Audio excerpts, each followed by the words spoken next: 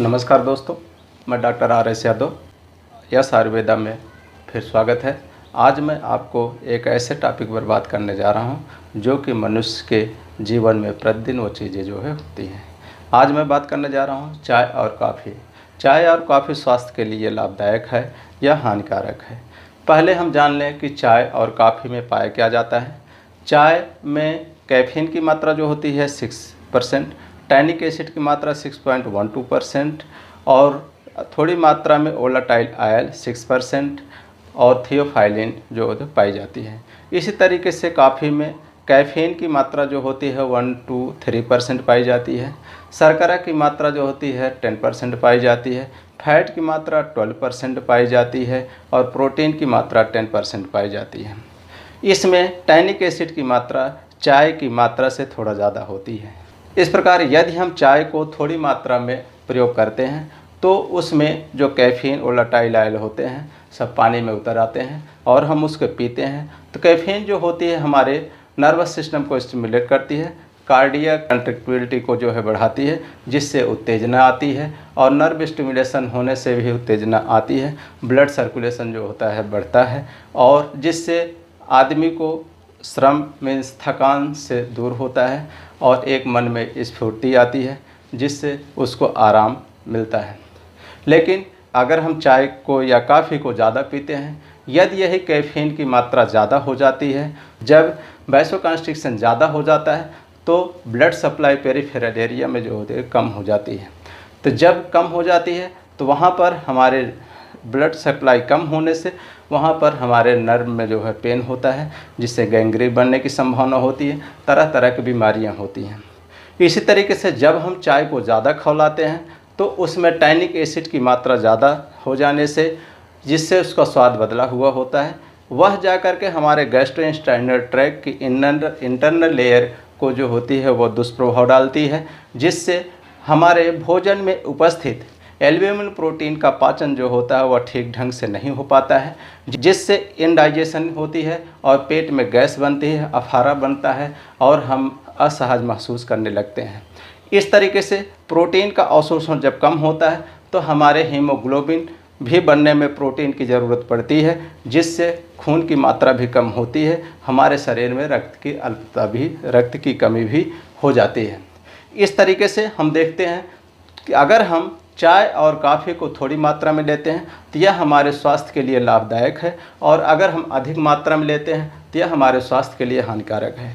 अब हम चाय बनाने को लेकर के देखें। यदि हमें चाय को बनाना है तो हम पानी, दूध और चीनी, अदरक या जो भी डालना है हम इसको डाल करके पूरी तरीके से अच्छी तरीके से उबाल करके इसको पका लेते हैं। पकाने के बाद थोड़ी मात्रा में चाय डाल करके फिर हम इसको जो है ढक देते हैं, या नहीं ढकते हैं तो उसके खौलने का इंतज़ार करके जैसे खौल जाता है डालने के बाद उसको हम जो है गैस को बंद कर देते हैं और तुरंत छान करके उसका सेवन कर लेते हैं। तो उसमें टैनिक एसिड की मात्रा न जाने के कारण, टैनिक एसिड की मात्रा जब नहीं जाती है तो हमारे गैस्ट्रोइंटेस्टाइनल ट्रैक्ट को जो है वह नुकसान नहीं पहुंचाती है, जिससे वह हवा को पास करती है। जब थोड़ी मात्रा में लेते हैं तो कहीं शोथ है या स्वेलिंग है हमारे हाथ पैरों में तो कैफीन का डायूरेसिस का भी काम होता है। कैफीन डायूरेसिस कराती है, जिससे हमारे शोथ में भी, स्वेलिंग में भी जो होते हैं फ़ायदा होता है। इस तरीके से अगर हम थोड़ी मात्रा में लेते हैं तो चाय और कॉफ़ी दोनों फ़ायदेमंद है, और अगर हम अधिक मात्रा में लेते हैं तो वही जो फ़ायदा करता है वही उल्टा जो होता है वो नुकसान करने लगता है। इस तरीके से मैंने आपको आधुनिक पद्धति से बताया कि चाय और कॉफ़ी स्वास्थ्य के लिए कैसे हानिकारक हैं और किस तरीके से आप पीते हैं तो लाभदायक है। इसलिए अगर आप लाभदायक बनाना चाहते हैं आप थोड़ी मात्रा में पिएं और अच्छे ढंग से जिस तरीके से बताया इस तरीके से बना करके पिएं, ज़्यादा उबाले नहीं और जो है उसका पूर्ण फ़ायदा उठाएं। इस प्रकार से दोस्तों आधुनिक आचार्यों ने कॉफ़ी का वर्णन भी अपने शास्त्रों में किया हुआ है। हम आपको जो है आयुर्वेदिक पद्धति से आज मैं कॉफ़ी के गुणधर्मों के बारे में बात कर रहा हूँ। इसका लैटिन नेम है कॉफ़ी अरेबिका। इसका 15 से 30 फीट ऊंचा जो होता है पौधा होता है। यह एरेबिसिया से जो है आया हुआ भारत में है और इस समय इसका साउथ इंडिया में जो होता है, दक्षिणी भारत में इसकी प्रचुर मात्रा में खेती की जाती है। तो इसके संगठन के बारे में मैंने जो पीछे आपको बताया, अभी यही संगठन है, इसका तत्व जो पाए जाते हैं। अब इसमें जो है लघु रुक्ष गुड़ होता है, विपाक इसका कटु होता है, रस इसका तिक्त होता है और वीर उष्ण तथा यह प्रभाव से हृद्य है। दोस्तों, इस तरीके से हम इसके गुणधर्म को देखते हैं तो यह कफ वात शामक और पित्तवर्धक है। जब हम इसको थोड़ी मात्रा में लेते हैं तो यह हमारे पाचन संस्थानों पर जो है दीपन और लोमन और ग्राही है, जिससे इसको हम अपने अतिसार और विसूचिका के रोगों में भी इसको जो है दे सकते हैं, दिया जाता है। दूसरा है रक्तवात संस्थान पर। जैसे मैंने आपको बात बताया कि रक्त भार को बढ़ाने के लिए भी काफ़ी का उपयोग किया जाता है, लेकिन थोड़ी मात्रा में।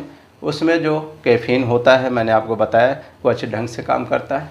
तो यह वीर उष्ण होने के कारण यह नाड़ी की उत्तेजना को बढ़ाता है, सौमनस्य जनन होता है, श्रम अवसाद को जो है दूर करने वाला होता है। श्वसन संस्थान पर यह वात कफ शामक होने के कारण, अपने वीर उष्ण के कारण यह वात कफ शामक होता है, जिससे श्वास काश में इसका उपयोग किया जाता है। जैसा कि मैंने आपको बताया, यह वीर उष्ण होने के कारण यह हृदय की रक्तवाहिनियों को और वृक्क में रक्तवाहिनियों को फैलाता है, जिससे यह वीर उष्ण होने के कारण यह मूत्रल है और जिससे इसमें अधिक से अधिक जो होती है ब्लड सप्लाई होती है और यह मूत्र का भी काम करता है और इसका उपयोग हम शोथ में भी जो करते हैं। यदि हम यही अधिक मात्रा में लेते हैं तो लघु रुक्ष गुड़ और रसतिक्त विपाक कटु होने के कारण वात की वृद्धि करता है और विष उष्ण होने के कारण जो है पित्त की वृद्धि करता है। वात पैतिक जो है रोग को जो है ये बढ़ावा देता है, जिससे हमारे नाड़ी दौर्बल्य, श्रम की अनुभूति और अवसाद की स्थिति पैदा हो जाती है। और दूसरा, जैसे पाचन संस्थान में जो होता है अग्निमांद और जो ये ग्राही है, अब ये विष्टंभी का काम करने लगता है, क्योंकि वात की वृद्धि होने से हमारा जो अनुलोमन की है ये प्रतिलोम हो जाती है हमारी वायु। इस तरीके से हमारे पेट में अफाड़ा, दर्द, ये सब सारी चीज़ें जो होती हैं वो होने लगती है। दूसरा, अग्निमांद, छर्दी, अतिसार, ये सब चीज़ें जो होती हैं रोग पैदा करते हैं। और जब पाचन संबंधित विकार पैदा हो जाते हैं तो हमारे शरीर के अंदर रक्ताल्पता और जो होता है विबंध आदि सब चीज़ें जो होती हैं ये पैदा हो जाती हैं। इस तरीके से हम देख रहे हैं कि इसको अल्प मात्रा में ही लेने पर यह हमारे स्वास्थ्य के लिए लाभदायक है, नहीं तो यह जो होता है ये हानिकारक है। इस तरीके से अगर हम छर्दी अतिसार में इसका उपयोग करते हैं तो काफ़ी का, तो इसकी मात्रा 120 से 300 mg रोगी के बलाबल के अनुसार जो है दिया जाता है। अगर पत्रक्वाथ का करते हैं तो हम जो है 20 से 40 ml का इसका उपयोग करते हैं। इस तरीके से मैंने आपको काफ़ी का उपयोग आधुनिक तरीके से और फिर जो है इसके गुण दोषों को मैंने आयुर्वेदिक ढंग से आपको जो है बताया। इस तरीके से दोस्तों, काफ़ी चाय का आप उपयोग करते हैं तो करिए, यह भी एक प्राकृतिक है और हमारा जो है प्राकृतिक औषधि है।